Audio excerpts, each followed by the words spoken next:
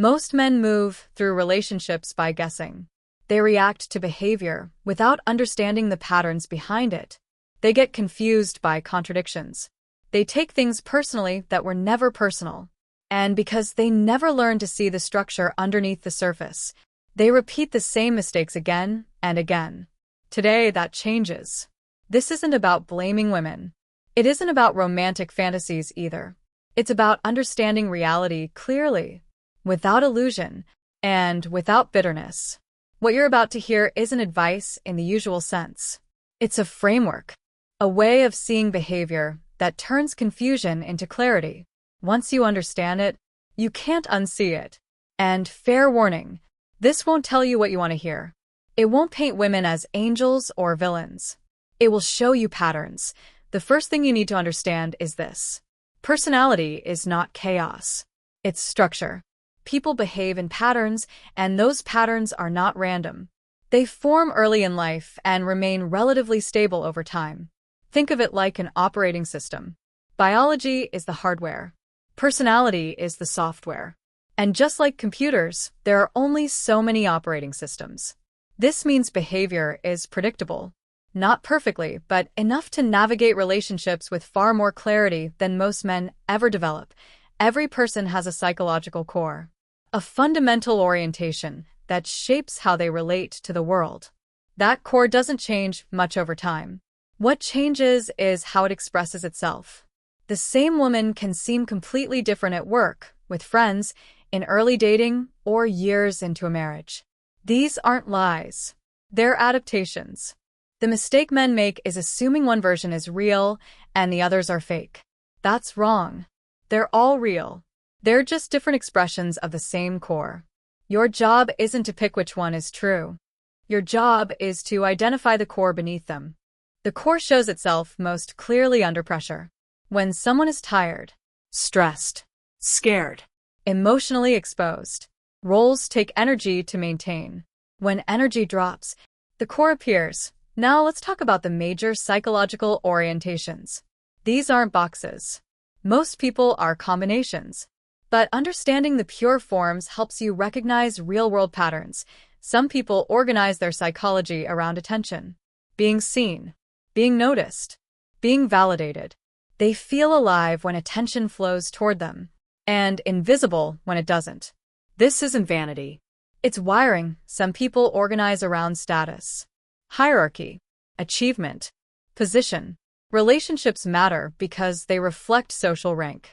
Who you're with says something about who you are. Some people organize around emotional depth. They want intimacy, understanding, to be truly known. They value quality over quantity. Some people organize around stability, safety, predictability, peace.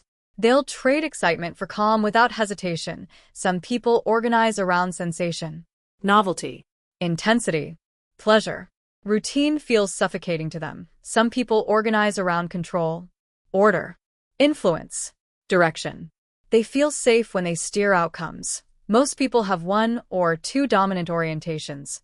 You can usually identify them by listening. What does she talk about when no one directs the conversation? What excites her? What upsets her? What triggers strong reactions? Triggers reveal orientation. Carl Jung called it the persona, the social mask. Not fake. Functional. Different personas serve different purposes. Warm personas invite closeness. Vulnerable personas invite protección. Confident personas attract. Innocent personas reduce threat. Distant personas create chase. Personas are tools. They're selected based on context. Your mistake is believing the persona is the person. It isn't. It's an interface. If the persona is what we show, the shadow is what we hide. Every person has one. Traits they've rejected, fears they deny, desires they suppress. But the shadow doesn't disappear. It leaks. Under stress, under emotion, under pressure. A sweet woman may carry buried resentment. A tough woman may carry fear of abandonment. A confident woman may carry shame. The shadow isn't evil. It's unacknowledged. You can often detect shadow material by listening to denials. I'm not jealous. I don't care about money. I'm totally over my ex. Strong denial often points directly at what's hidden. At the deepest level, behavior is driven by fear. Fear of abandonment, fear of rejection, fear of control, fear of being used, fear of being alone. Once you identify the fear, behavior stops being confusing. It becomes strategy. People shift roles. That's normal. It becomes dangerous when the shift is extreme. When one version secures commitment and another appears after, time reveals the difference. Observe who she is under stress. Observe who she is when she gains comfort. Psychological patterns must adapt over time. Healthy people adjust. Unhealthy people cling. How someone handles disappointment now predicts who they become later. Psychological patterns must adapt over time. Healthy people adjust. Unhealthy people cling. How someone handles disappointment now predicts who they become later.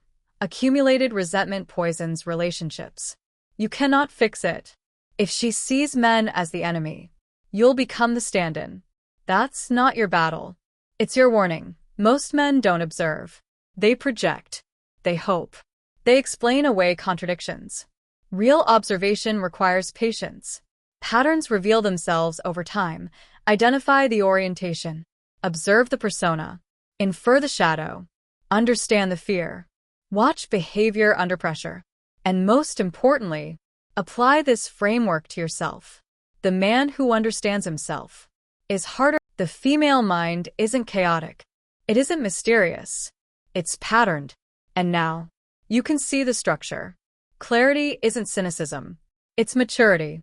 And maturity is exactly what most men have been missing. There's another mistake men make once they start learning about psychology. They rush to label.